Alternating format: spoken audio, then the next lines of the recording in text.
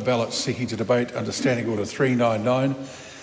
The Minister for Public Services publishing an open letter on the 19th of October about upcoming industrial action. This is a particular case of recent occurrence for which there is ministerial responsibility. Politicians, including ministers, express political views regularly. Not everyone agrees with those views. That is the nature of our democracy. I do not think the expression of a political view warrants the setting aside of the business of the House in this instance. The application is declined. We come to oral questions. The first in the name of Nancy Liu. Thank you, Mr. Speaker. My question is to the Minister of Finance and asks, what recent reports has she seen on the economy? The Honourable Chris Bishop. Mr. Speaker, yesterday Stats New Zealand released the latest figures for the Consumer Price Index, the CPI.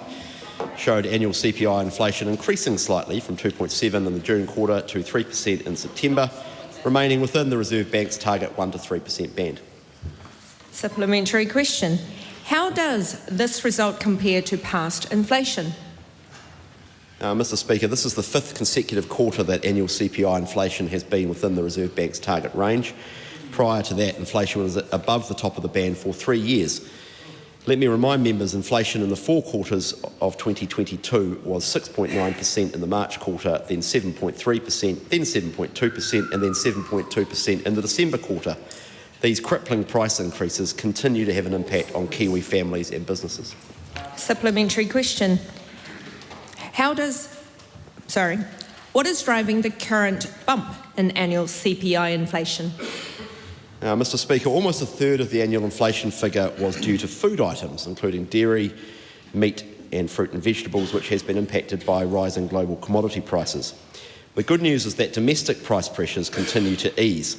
Non-tradables inflation, that is for goods and services not exposed to international competition, fell to 3.5%, the lowest rate since mid-2021. Nonetheless, there are pockets of concern. Local authority rates rose 8.8% in the year to September. That's why we are clear in government in our call for councils to focus on the basics and keep rates under control. Supplementary question. What is the outlook for inflation and interest rates? Well, Mr. Speaker, economists were projecting or expecting the current bump in inflation to peak in the September quarter. Looking ahead, commodity export prices have levelled off, so food price inflation is expected to ease, and inflation is expected to fall to somewhere near the midpoint target of 2% early next year, easing pressure on households and businesses. Clearly, the Reserve Bank is not concerned about lingering inflation as it reduced the OCR by 0.5% earlier this month, and financial markets are fully expecting the bank to make another 25-point basis point reduction at the next opportunity in November. Question number 2, the Right Honourable Chris Hipkins. Thank you, Mr. Speaker. To the Prime Minister, does he stand by all of his government statements and actions? The Right Honourable Prime Minister. Yes. Supplementary. What was the annual rate of inflation 1 year ago and what is it today? What I can tell the member is that it's not 7.3%, which is what it was under his government, because he had an 84% increase in government spending. He drove inflation up to 7.3%, and then what he ended up doing was actually tripling our debt as well. So thank you very much, Labor. Point of order, Mr. Speaker. Yeah, I think I can anticipate that. The Prime Minister might like to answer the question that was actually asked of him. Well, our inflation rate is at 3%. It was 7.3% under Labor. Point of order, Mr. Speaker. Point of order. It doesn't get much more straightforward than that. The Prime Minister keeps addressing matters that he doesn't have ministerial responsibility for. He is absolutely responsible for what the rate of inflation is today and what it was 1 year ago when he was also Prime Minister. So I think it was about 2.2, maybe 2.5, depending on exactly what you're talking about. But just say to the member that one of the two of the big drivers of our inflation ticking up to 3%, which is well within the band, which is where we need to be, not 7.3% like the last lot we're at. But if the member feels so strongly about helping the government, he could do two things. One is he could actually come on board and actually support Fast Track, because that'll get more renewable electricity built. Actually, he could repeal the oil and gas ban and support that decision, because actually that would help lower electricity prices. And electricity prices are about 11% of the growth we've seen in the last quarter, and actually council rates are the other 9%. I just say to the member, get on board and actually support the council rates caps too, but I haven't heard a single word from you about that, so look forward to seeing that. That's because I don't make comments like that. Sorry. The Right Honourable Chris Hipkins. What proportion of current inflation is driven by increase in government prices? I don't have that number with me. What I can say is that isn't it fantastic that this is a government through excellent economic management and getting a grip on government spending has been able to lower domestic inflation from 3.7 to 3.5%. It's definitely not 7.3% as it was under a Labor Greens government. And if the Labor and the Greens really cared about it, instead of all the crocodile Point of order, Mr. tears, Speaker. then what you do is support order, fast track. A point of order. The Right Honourable Chris Hipkins. Mr. Speaker, once again, the question was about something that the Prime Minister does have responsibility for, which is the increase in government prices during his time as Prime Minister over the last year. He doesn't have any responsibility for the other issues that he was raising, which is what was happening previously. He hasn't addressed the bit that he is actually responsible for, which is what proportion of current inflation is driven by the increase in prices being imposed by his government. Well, he did answer that right at the start. And as you know, inflation figures are taken over a time and they do indicate a trend. So it's not unusual that people go back in history to report how that trend has followed. Supplementary, Mr. Speaker. Is he still laser focused on the cost of living? If so, why do basic staples cost more than ever, with bread now 50% more expensive than it was just 1 year ago? Well, I appreciate the member, based off this fine document called the New Zealand Future Fund, which was a fantastic document. Order, I Mr. think, Speaker. I think, wait on, no, sorry. Just a minute. That is not an acceptable answer. There is a pretty straight question asked. Give a straight answer. The Right Honourable Prime Minister. What I'd say is there's two big drivers to our slight increase in inflation. That is electricity up 11% and council rates up 9%. Actually, council rates being up 9% to 12% over the last wee while is actually also a contributor to government fees and charges. And I'd just say to the member, if you want to do something about electricity and lowering electricity prices and electricity inflation, which is 3 times the level of inflation, support fast track. Come out and give the commitment for a decade that you'll repeal the oil and gas ban. Make sure you get to a single position on public-private partnerships. Right Honourable Chris Hipkins. Mr. Speaker, the question was about the price of bread. The Prime Minister hasn't addressed the price of bread at all. It's a basic staple. Most New Zealanders eat it every day. It's pretty important to them. I think they want to know why it's gone up by 50% in the last year. Well, I think an answer that points to two drivers of price increase does address the question. Supplementary question, Mr. Speaker. Supplementary, the Right Honourable Chris Hipkins. Mr. Speaker, why have rents increased by 2.6% over the last year, according to the CPI figures released yesterday, when he said his $3 billion tax cut for landlord was going to lower rents? Yeah, there's a story of two tales on rents. One is actually for new rents, prices have lowered, and for existing rents, prices have gone up slightly. The Honourable David Seymour. Can the Prime Minister confirm that inflation has been managed within the 1 to 3% target band for the last 5 quarters after years of being out of control? And if so, what steps has the government taken that have helped make that possible?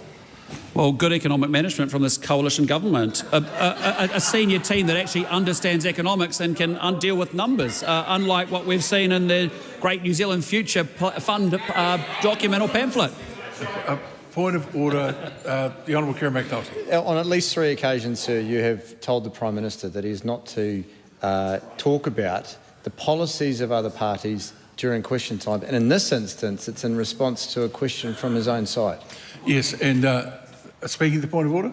Point of order. I mean, this is an opposition that spent 2 years, sir, and this is their first economic policy, and this is the rubbish they've dished up. I mean, it's not a point of order, and you were pretty quick off your feet. 2 people off their feet on that point of order. I have stamped on that prior. It is not appropriate for the government to use questions to attack the opposition. Never has been. Supplementary. How many New Zealanders are currently on a job seeker benefit today, and how does that compare with 1 year ago? About 217,000. But what was incredibly tragic was that in a period of low unemployment, about 3.2%, 60,000 more people just got consigned to benefits and job seeker benefits. It increased 50%. The last government had no interest in connecting people into work, training. Point of order, the Honourable Chris Hipkins. Mr. Right Speaker, Chris Hipkins. once again, the question was about a period in which the Prime Minister is responsible. He was Prime Minister for almost the entirety of the last 2 years. I was asking him to compare unemployment today to 1 year ago. I wasn't asking him about historical unemployment numbers. I was asking him how has unemployment increased over the last year. That is true, but it's not inappropriate for a minister to refer to a situation that they inherited at some point when there is a change of government. That is in Speaker's rulings. Order, Mr. Speaker. Mr. Speaker, the Prime Minister did not inherit the unemployment rate a year ago. He had been Prime Minister for almost a year at that point. The question was about what has happened in the last year. Well, that might be true, but he's talking to a trend. The Prime Minister might like to elucidate. It gets closer to the specifics of the answer required. Well, we're turning things around, and you've got to start with the brutal facts of your reality. And the reality was that we started with a 3.2% unemployment rate and 60,000 more people on job seeker benefit, up 50% under the last government. What's this government doing? We're making sure that young people make sure they are connected to employment, work or further training. That's why you've seen the work that we've done on 18 to 19-year-olds and being a parental responsibility. That's why you've seen the work that we've been doing on traffic lights and obligations that people have to look for work. Supplementary question.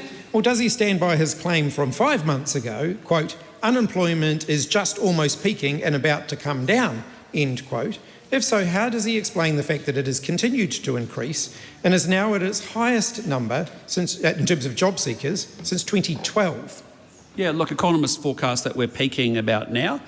We expect that will start to trend down as the economy is growing. But here's how it happened. I mean, basically, if you increase government spending by 84%, of a lot of it wasteful, including the $66 billion on COVID. Point of order, the Right Honourable Chris Hipkins. Mr. Speaker, not only is he not responsible for the issues that he's raising, they're not relevant to the question that was asked. If he's going to attack the opposition, at least have to have some attempt to make it relevant to the question that was asked. Well, with all due respect, just a minute, everyone. I think any reference to you took the things right back to 2012. For the Prime Minister to reference matters that might have occurred between 2012 and 2025 becomes somewhat reasonable. Supplementary. Why should New Zealanders believe him now when he confidently predicted unemployment had peaked, yet it's still going up? He said over a year ago that the economy had turned the corner when it's shrunk since then. And he said his government was going to increase infrastructure investment, but instead has cut it by $2.9 billion, putting thousands of people out of work. Well, I can tell the member that we are a government that is getting spending gripped up. We do not increase government spending by 84%. We have inflation down from 7.3% to 3%. We have had 8 interest rate cuts, not 12 interest rate rises. We have a projection for the next 2 years that will grow faster than Australia. There's 240,000 jobs being created while our Minister of Social Development is doing a great job getting our people ready for that. And importantly, we're going to get people back into work. But it's interesting, a day after the first policy launch, not a single question on this. Good. Point of order, Mr. Speaker. A point of order, the Right Honourable Chris Hipkins. Mr. Speaker, the Prime Minister is very helpfully promoting Labor's latest policy release. I seek leave to table it. Well, surprisingly, you'll find that I already know it's publicly available. The Honourable Chris Bishop, point of order. No, supplementary question. Oh, sorry? Supplementary question. Oh, supplementary question. In relation to unemployment, Wait on. can the Prime Minister confirm that unemployment now is lower than was projected in the 2023 pre-election economic and fiscal update? Yes, I can. And what I can also confirm is that we've taken 21,000 people off welfare and into work. So the efforts of the Minister for Social Development and all of that team, they're doing an excellent job making sure we're getting people connected to work, training, the case management efforts, the obligations, the traffic light system, the 18 to 19-year-olds, all designed to get people to work. Question number 3. Laura McClure. Thank you, Mr. Speaker. Just you could wait for the quiet to occur over here. Thank you, Mr. Speaker. To the Minister for Children, what is the government doing to improve outcomes and actions? The Honourable Karen Shaw. Mr. Speaker, since coming into office, we have focused the children's system on what matters, the safety and well-being of children. That is why I set 4 priorities for Oranga Tamariki: ensuring the safety of children and young people, supporting caregivers, addressing youth offending, improving the complaint and management in practice. This focus is now seeing results. Today I'm pleased to announce we have not only achieved but surpassed the government target of 15% reduction in serious and persistent youth offending. We have done this more than 4 years ahead of the deadline, keeping communities safe by supporting young people to make better choices, but also holding them to account when necessary. Supplementary. What is the Minister doing to support caregivers? Mr Speaker, we have significantly improved the support Oranga Tamariki offers to caregivers. We have increased the guidance and training that caregivers can receive and also established a caregiver panel as a way of receiving direct insight into caregiver experiences. This will play a key role in shaping the caregiver work program and ensuring continuous improvement. Multiple and unplanned care arrangements have been associated with negative outcomes for children, Mr Speaker, and that's why it's great to see that in the last year, 86% of children in out-of-home placements have had stable living arrangements with 2 or fewer caregivers. Supplementary. What is the Minister doing to support frontline social workers? Mr Speaker, we have had a real focus on supporting our frontline social workers through professionalisation of the workforce. Oranga Tamariki has faced a sharp increase in reports of concern recently, up 44% overall. However, the frontline workforce has responded incredibly well to the increased demand and largely maintained the levels of service and timeliness. I want to thank the social workers who work every day to improve the lives of our children and young people. I'm impressed and inspired by your work. Supplementary. What is the Minister doing to improve the standards in Oranga Tamariki residents? Mr Speaker, we have had a real focus on lifting the standards within our care and protection and youth justice residences. In response to recent reviews, including the Abuse and Care Inquiry, we have legislation progressing through the House this afternoon that will see changes to improve the safety for children and staff by repealing the ability to undertake strip searches of children and young people, allowing universal searches on entry to secure youth justice residences, and requiring search plans to be made with children and young people in all residences. Staff in residences tell me they've noticed a real difference. They feel empowered to do their job and have confidence that when they escalate concerns, they will be acted on, not ignored. Supplementary. How is Oranga Tamariki improving its relationships with partners and providers? Mr Speaker, we know that Oranga Tamariki cannot achieve everything on its own. Oranga Tamariki have been engaging with providers on a new commissioning and investment plan. While this plan is implemented, Oranga Tamariki will be extending most contracts due to end this year through to March 2027. This will provide stability and certainty for the provider sector and minimise disruption to services. Last week I was at the Mukapuna Ora Conference hosted by Waikato Tainui. The Mukapuna Ora initiative has seen 98% of children they engage with successfully remain out of state care. This is an example of what we can achieve when we all work together and focus on fixing what matters. Question number 4, the Honourable Barbara Edmonds. Whakalofalahi atu, Mr Speaker. To the Minister of Finance, does she stand by all her statements and actions? The Honourable Chris Bishop. Yes, including my statement that I put more effort into my Uber Eats order than that member put into her policy brain fart yesterday. Supplementary. Why did she say last month that, quote, we've got inflation under control, unquote, when inflation has increased over the last 4 quarters and is now at 3%? Well, I said that last month because 3 years ago inflation was 7.3% and now it's 3%. Supplementary. What does she say to Sarah, who told Stuff in relation to rising prices, quote, everywhere, food, petrol, electricity and gas, the list could go on. Basic commodities are now becoming luxury items, unquote. Well, I would say to Sarah what I say to people who ask me similar questions, which is that we acknowledge that times are tough. And we acknowledge that for some everyday food staples like bread and cheese and butter has famously been debated, things are a bit higher than they were a few years ago. However, when you look at things in the round, inflation is back within the 1 to 3 target band, and ultimately the ultimate measure of affordability in the economy is whether wages are rising faster than inflation, which they are, and the government's plan is to build a more productive economy so that wages rise faster than inflation over time so that people can get ahead. We acknowledge that inflation was a problem 3 years ago. We acknowledge that inflation is now back within the band. We need to keep it there, and most importantly, we need to make the kind of productivity-enhancing investments in infrastructure and planning reform that will allow growth to continue and wages to continue to rise. Supplementary. Are doctors, teachers, nurses, allied care workers, ACC workers getting ahead? If so, why are they striking on Thursday?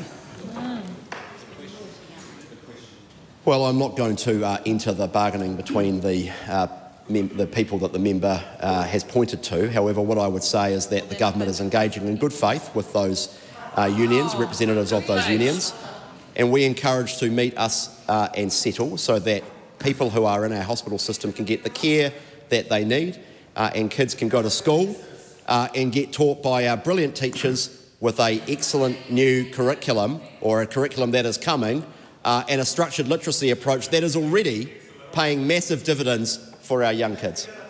Supplementary. Why won't he listen to teachers who are saying they are getting a pay cut and are striking on Thursday? Teachers are not getting a pay cut. They've been made a reasonable offer, and not only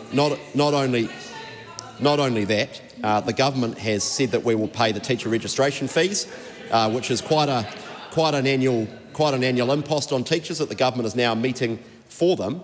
And most particularly, I would point to the investments in Budget 2025 for a long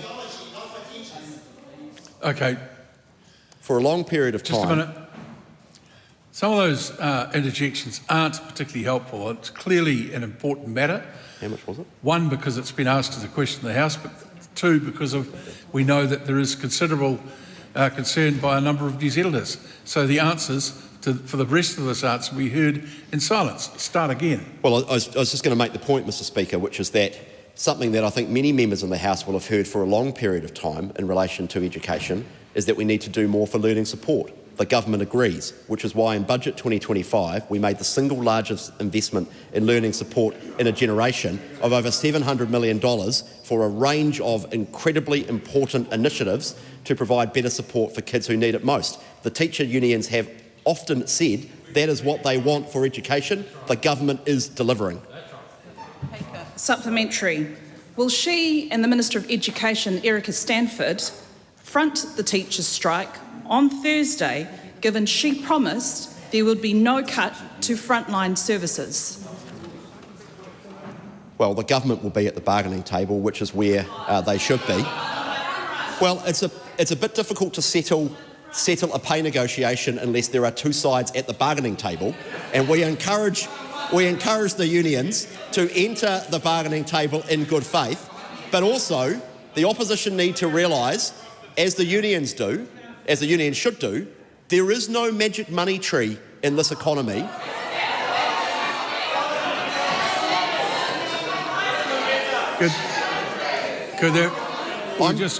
I encourage the Labor members to go to fiscal literacy school. They need it. Question number 5, Chloe Swarbrick. Just wait for a moment, Ms Swarbrick. The House can settle itself down. Thank you. Thank you, Mr. Speaker. E te Premier, e tautoko ana ia I ngā kōrero me ngā mahi katoa a tōna kāwanatanga. The Right Honourable Prime Minister. Yes. When is the last time that the Prime Minister directly talked to a teacher, nurse or firefighter about their pay and conditions? Friday. And what exactly did that worker have to say about this government's, in real terms, under inflation pay offers for those workers? What they did is they told me how well structured literacy and structured numeracy is working, which was fantastic, and how much they appreciated that. They also said they appreciated the $750 million investment in learning support. And with respect to their union, that they made a comment that maybe they're not representing their members as well as they could be. Does it pay better to be a landlord or a nurse under the rules of the economy that this government has set up? I reject the characterisation of that question. I don't know what she's trying to get to. Probably teaching. Do nurses have safe working conditions? Look, the member could do could help by actually getting her union friends to actually come to the bargaining table. That's what's needed here. You know, the reality is that we have kids who have missed a hell of a lot of school. We have 2 weeks away from NCA exams. We've got 6,000 patients that are going to be disrupted after Labor ran the wait list up 30 times. And we've actually got parents who are being mucked around. Get the unions to the table. Chloe Schwalbe. Point of order, Mr Speaker. I asked a very simple question with one leg, which was regarding this government's resourcing of two particular entities, whether his government had given more support and resourcing to landlords or to nurses. He did not address the question. No, that wasn't the question. You asked about... Your question was, are nurses working in a safe environment or some other such as that? And I think the response is reasonable in that regard. Is there another sub?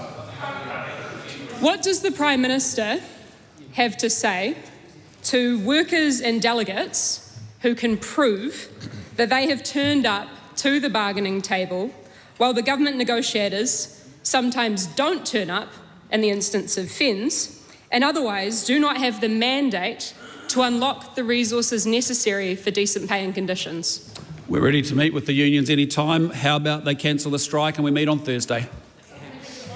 A supplementary question, the Honourable Erica Stanford. Can the Prime Minister confirm that over 500 primary principals have settled with the PSC because they bargained in good faith with openness and transparency, and more principals are leaving the NZDI and joining the PPCBU because of that very reason? I can, and I thought they did a very good deal. They got a very good deal for their members closing out the negotiation last Friday. They got a 2.5% increase immediately. They get a 2.1% increase in October. Within 12 months, they're up 4.7%. We're not backdating settlements, so every week that goes by, members are missing out from their unions by not settling and not being able to come with good faith bargaining. The other thing that they did very well is they made very clear what their priorities and what their trade-offs were, and it was a very constructive negotiation, and I think they got a good deal for their members, and I think all parties were satisfied. Question number 6, Ryan Hamilton. Thank you, Mr Speaker. My question is to the Minister of Transport and asks, what announcements has he made on the next steps for the government's Roads of National Significance program? The Honourable Mr Speaker. Chris Fisher. Well, many times, because there's many roads. Many times, Mr O'Connor. Mr Speaker, I was pleased to confirm... Wait, sorry. That response from the Minister was probably acceptable given the speed with which there was an interjection on him before it even started. But we'll just settle things down. The Honourable Chris Fisher. Mr Speaker, I was pleased to confirm yesterday combined funding of nearly $1.2 billion will see the government's Roads of National Significance program move to the next phase of development. This is about building a long-term pipeline of transport infrastructure investment to address our deficit and deliver jobs and growth. The NZTA board has now endorsed investment cases for all of the roads of national significance and approved funding for the key next steps. This is a very important part of building a transport pipeline that I hope we can all get behind. What specific investment cases have been endorsed by the NZTA board? Mr Speaker, the NZTA board has now endorsed investment cases for all of the roads of national significance, most recently in August, sections 2 and 3 of the Northland Expressway, the East-West Link, the critical project for congestion between State Highway 1 and State Highway 20, Hamilton Southern Links, which will unlock 17,000 new houses, Petone to Granada and the Cross Valley Link, very important for Wellington, State Highway 1 Wellington improvements, which includes a second Mount Victoria and second Terrace Tunnel, which we're thinking about naming the Julian Genter Memorial Tunnel, and the Hope Bypass, Mr Speaker. Supplementary. There was an unnecessary reference to another member of the House, but one that the House might choose to hold you to. Ryan Hamilton. What will the $1.2 billion of funding to progress the RONS, or Roads of National Significance, go towards? Mr Speaker, this combined funding of $1.2 billion, $675 million is for consenting, design, route protection, site investigations and some early works. $515 million is for property acquisition to get underway on these projects. Some people seem to think you can just turn up and build a road tomorrow. You can't. There's actually a whole bunch of stuff that has to happen. Yeah, well, you guys didn't build any, so don't come at me about building roads. And so some of this work is very important before we can actually start construction, and of course it helps build the pipeline for the future. Supplementary. What projects are in construction already? Mr Speaker, construction's underway on Takitimu Northern Link Stage 1. We used to be called the Tauranga Northern Link. Phase 1 of State Highway 29, Tauriko West, the Omanawa Bridge replacement, and of course Otaki 2 north of Levin. And construction is due to begin on the Hawke's Bay Expressway in November. Procurement on the Northland Expressway, Section 1, is progressing with a preferred bidder due to be confirmed in 2026. And recently we had consents granted for Cambridge to Pierre, which is the extension to the Waikato Expressway. Takitimu Northern Link Stage 2 has had a fast-track panel appointed, and Mill Road Stage 1 and Belfast to Pegasus and the Wood End Bypass are currently working through their fast-track applications. Question number 7, Camilla Bellich. On behalf of the member, to the Minister for Workplace Relations and Safety, does she stand by her statement that the coalition government is delivering for workers across the board, and in what way is recent and upcoming strike action a reflection of that delivery, if at all? The Honourable Brooke Van Velden. Mr Speaker, yes, I do stand by my statement in the context in which it was made. This government is delivering for all workers, both in the public and private sectors. In my own portfolio, I am focused on getting the workplace relation laws right to ensure workers have access to more and better jobs. I'm not responsible for any union's decision to strike, but I will say that the government is concerned about any impact strikes may have on patients, kids' education and working parents. These are tough economic times, and we need to acknowledge that any government spending, including the money to fund public sector salaries, comes from the taxes of other working Kiwis. Supplementary. Why do nurses have to strike? In order to highlight that patients are at risk due to unsafe staffing levels. Mr Speaker, nurses don't have to strike. What I would encourage them to do is to get back around the bargaining table, because it's not possible to have a conversation in a strike. Why do firefighters have to strike? In order to highlight that communities are at risk due to unsafe equipment and fire trucks. Once again, Mr Speaker, I feel like I might say this ad nauseum. Nobody needs to strike. In order to have a negotiation for a bargaining proposition, two parties need to sit around a bargaining table. Are more than 36,000 nurses, 11,500 healthcare workers and over 40,000 teachers all striking for political reasons? Mr Speaker, I can't speak to why a particular union might take that action. However, what I would encourage them to do, once again, is to get around the bargaining table, because you know who loses out in a strike? It's the patients. It's the 6,000 patients who are waiting for their surgeries, for their diagnoses. Those people will not find it fair that they have to cancel their appointments because unions decided to go on strike. In the interest of the fairness for those patients, I would ask the union to get back around the negotiating and bargaining table. That's how you have a conversation.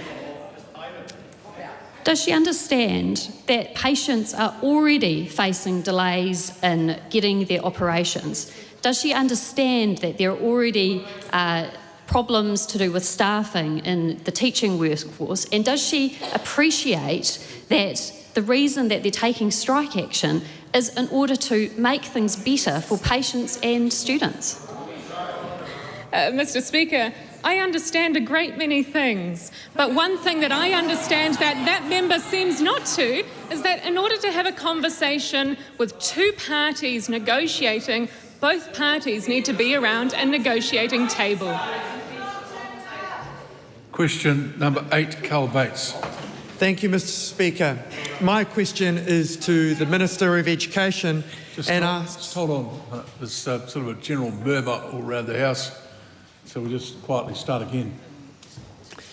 My question is to the Minister of Education and asks, what announcements has she made regarding students with higher and complex needs, supporting students with higher and complex needs? The Honourable Erica Stanford. Mr. Speaker, strengthening learning support for students with additional needs has been a priority of mine since day one. That's why we delivered the largest boost in learning support in a generation and are expanding the special school network. Now this government has released the Extended New Zealand Curriculum, a resource that provides support for students with high and complex needs, typically OARS verified children, and it outlines learning in literacy and numeracy.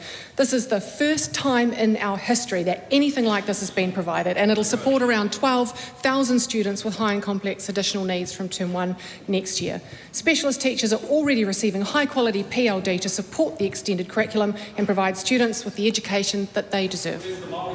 Supplementary. How is she backing specialist teachers to support these students? Mr. Speaker, previously teachers working with these students with high and complex needs have needed to adapt the existing curriculum to the needs of those students and create their own resources. The Extended New Zealand Curriculum will reduce the burden on teachers by providing them with the tools that they need to support their students with additional needs. So far, we've delivered over $4 million in PLD for teachers to support students with complex needs using the Expanded New Zealand Curriculum. And nearly 3,000 teachers and countless students have benefited already. And Mr. Speaker, it's just the beginning. Supplementary. Why has she made these changes? Mr. Speaker, strengthening learning support is one of my 6 education priorities, and the Expanded New Zealand Curriculum is an important part of that because we value the progress that all students are making in the curriculum, and this initiative is inclusion in action. And an example of this in action is the adaptation of structured literacy to make literacy accessible to children with high and complex needs. For children who aren't able to use their voice, reading and writing might just be their superpower. Structured literacy is even more important in these contexts, and students are using their adaptation technologies or pointing to answers on a screen to show their learning. Supplementary. What feedback has she received on this announcement? Well, Mr. Speaker, Maureen Poulter, President of the Special Education Principals Association, or SEPANS, has described the New Zealand Expanded Curriculum as an historic moment for complex learners, and she said on behalf of SEPANS, this targeted investment in the capability of the specialist workforce is a powerful statement of the commitment to equity and to honouring the right of all students to access high-quality, effective instruction. Thank you for your commitment and the government's commitment to these structural and professional changes. Mr. Speaker, this government is delivering for our highest needs students like no government before. Very good. Question number 10, the Honourable Marama Davidson.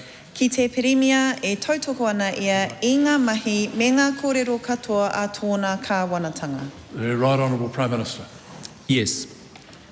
Does the Prime Minister think thousands of workers are striking on Thursday because they want to disrupt the lives of the patients and children that they care for every day? Or are they striking because his government has chosen to not provide them with better pay and working conditions?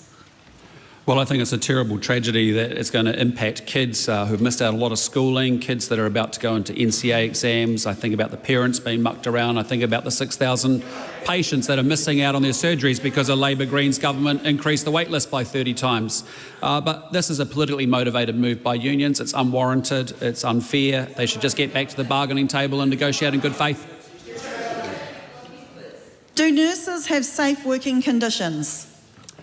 Yes, and we value all the contributions of our workers with our public sector employees.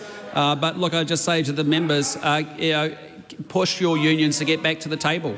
We've seen some, let's not talk about Palestine as a #1 issue when you come to meet a minister. Actually care about educational outcomes and attendance. And isn't it fantastic the progress we've made on getting our kids to school, making sure we teach them on structured literacy, structured numeracy, the NCA refresh so we get our kids set up for a future. We're making tremendous progress on education so our kids can get high-paying jobs down the road. The line of questioning is going to stop if the barracking that accompanies it continues. The Honourable Marama Davidson. Thank you, Mr. Speaker.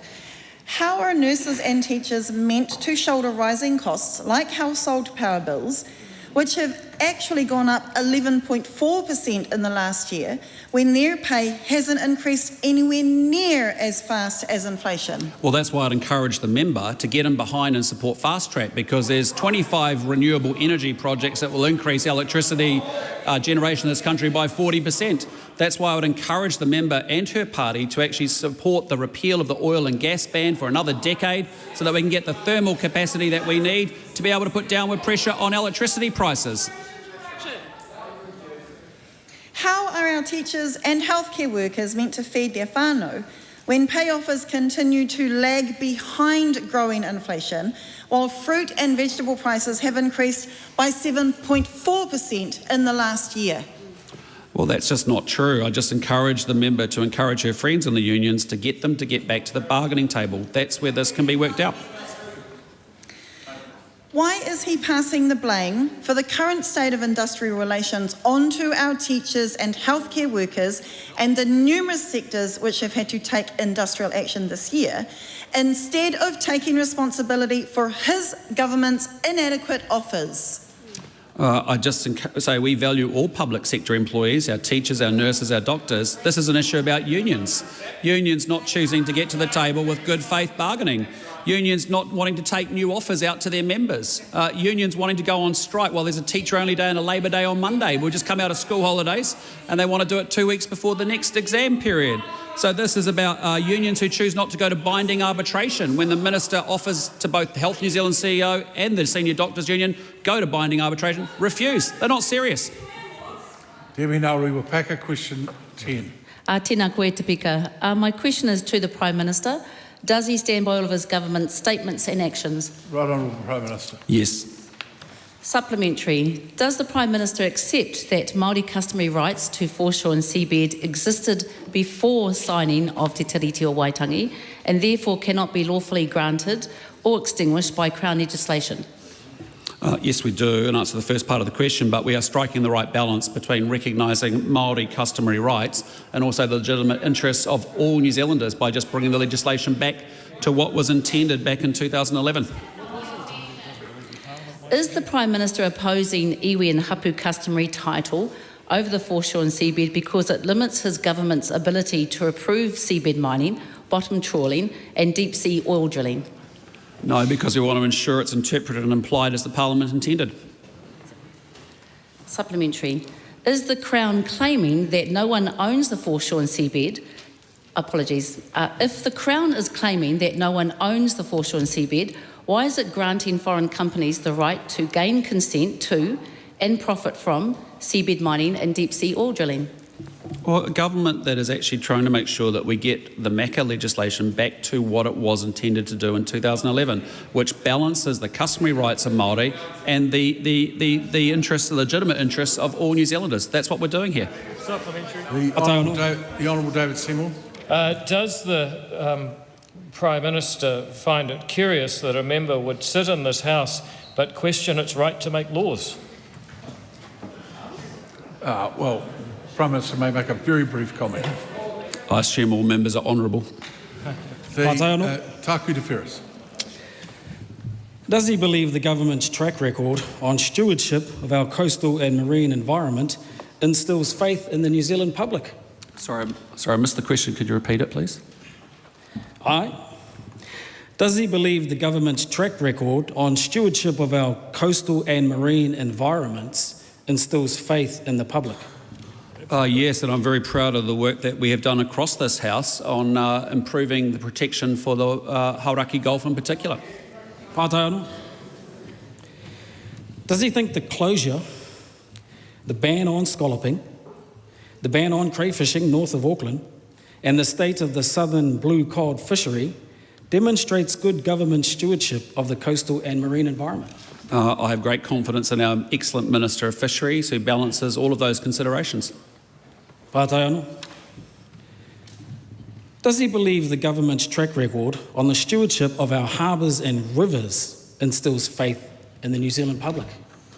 Yes, and I also believe that they see that the improvement in Māori literacy rates for new entrants is also giving them great trust in what this government is doing as well. Pātaino. Does the fact that 2/3 of rivers and half of groundwater bores are contaminated by E. coli, nitrogen, and other contaminants, while 2/3 of lakes are in poor or very poor condition, demonstrates good government stewardship? We want to make sure we protect our natural environment, but also this government is unapologetically focused on economic growth as well as also lifting the immunisation rates for young Māori under the age of 2. Pātaino, ki te takutai moana. Who should New Zealanders trust more to look after our coastlines based on their track record of stewardship? Te iwi Māori or New Zealand governments? This is a government that's actually making sure we advance New Zealand economically and we protect our environment. We'll continue to do that. Pātaino. Does he believe his government's current Mecca Amendment Bill actions are helping to bring iwi treaty settlements to a close or drawing them out even longer?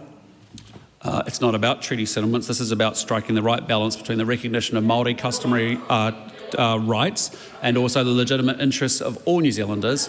And having had a lowering of the threshold under the courts, we're bringing this back to what Parliament intended in 2011. Pretty simple. Question number 11, Reuben Davidson. Thank you, Mr. Speaker. My question is to the Minister for Science, Innovation and Technology. Does he stand by all of the government's decisions regarding the game development sector, and if so, why? The Honourable Louise Upson. On behalf of the Minister, yes. I stand by the support this government is providing for our high-tech, high-performing game development sector, particularly our recently announced funding increase for early-stage game development from 2026, which more than doubles the support they currently receive.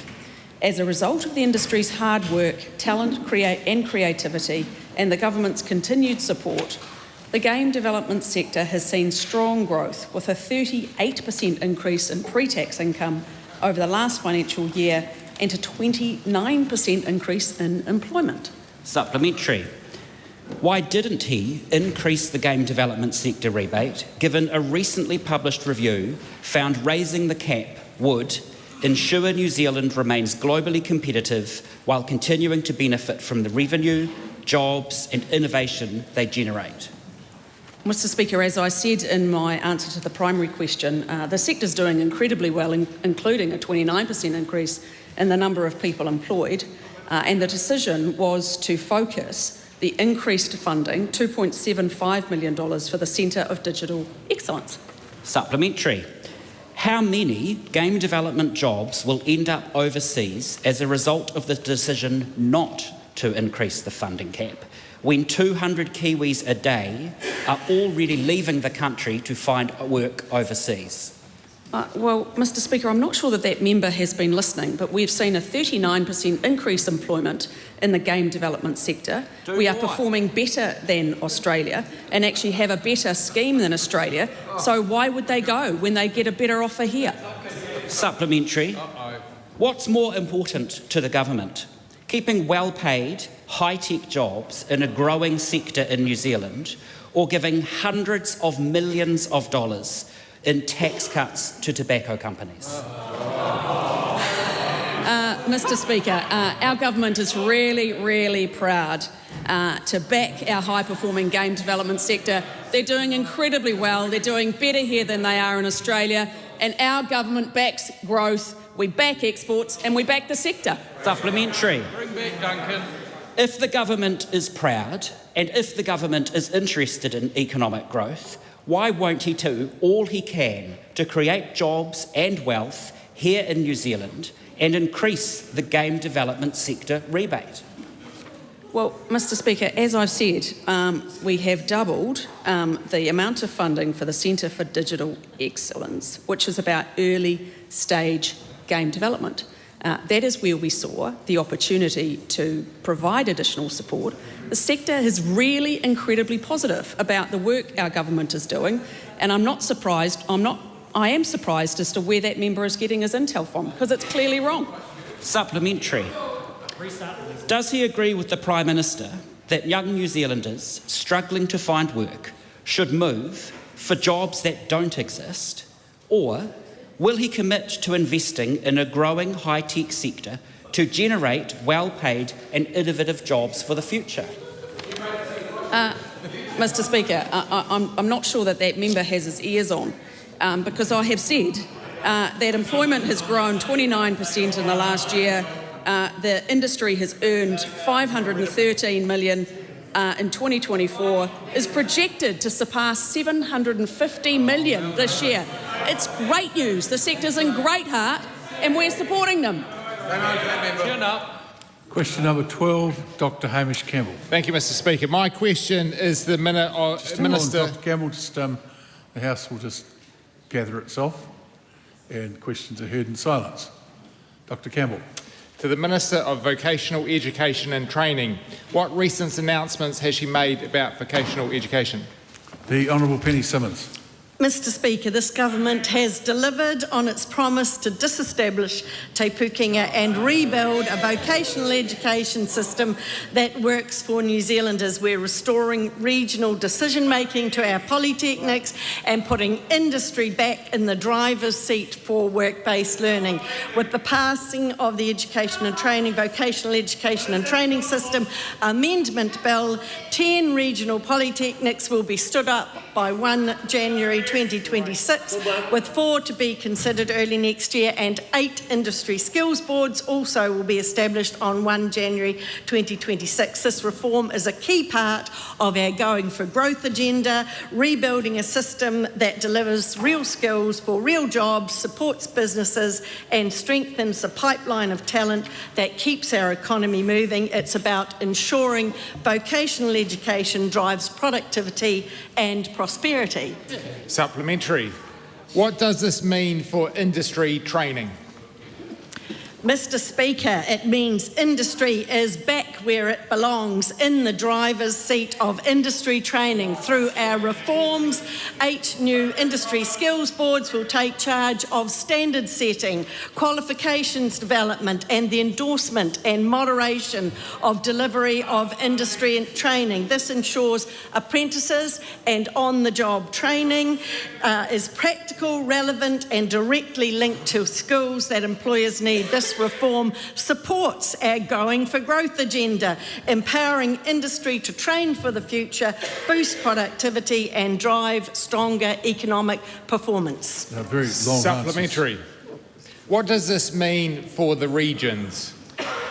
Mr Speaker, it means regions are back in control of their polytechnics under Te Pukenga. Decisions about training and education were made from the centre, disconnected from local needs. Our reforms restore regional control, with polytechnics empowered to respond to the skills and industries that are important to their communities. It means local employers can be confident that their polytechs graduates are job ready, learners can study and train close to home, and communities benefit from a stronger, more sustainable regional workforce. This is about putting regions back in charge and unlocking the full potential of local economies, ensuring skills, jobs and investment flow to support this government's Going for Growth agenda. Supplementary. That's good. Now we'll have a very concise answer to what I presume is the last supplementary. Dr Hamish Campbell. Excellent. What does this mean for the learner? Mr Speaker, it means learners can be confident that they will have access to qualifications that are industry designed and regionally relevant to give them the best opportunity to gain employment. These reforms give learners stronger pathways from study to work, greater confidence in their qualifications and better support from stable, accountable providers, all part of this government's Going for Growth agenda to deliver real skills for real jobs. Supplementary. Supplementary. Shannon Hilbert. Thank you, Mr Speaker. Does she agree with Civil Contractors New Zealand Chief Executive Alan Pollard, who said about her reforms, it is not about training, but about cutting costs? If not, why not? Mr Speaker, I'm delighted to say that Alan Pollard has been very keen to be involved in the reforms and has made himself available to be a board member of the Infrastructure Industry Skills Board to help drive these reforms. That concludes our oral questions. We'll take a few seconds for people to go to other business. They should leave the House quickly, quietly and without conversations on the way.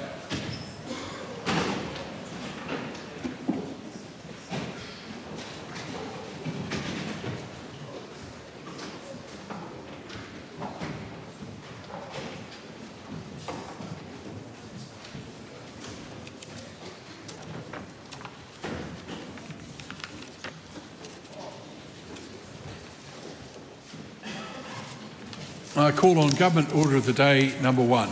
The Honourable... Redress System for Abuse and Care Bill, first reading. The Honourable Erica Stanford. I present a legislative statement on the Redress System for Abuse and Care Bill. That legislative statement is published under the authority of the House and can be found on the Parliament website. The Honourable Erica Stanford. Mr Speaker, I move that the Redress System for Abuse and Care Bill be now read a first time, and I nominate the Social Services and Community Committee to consider the bill.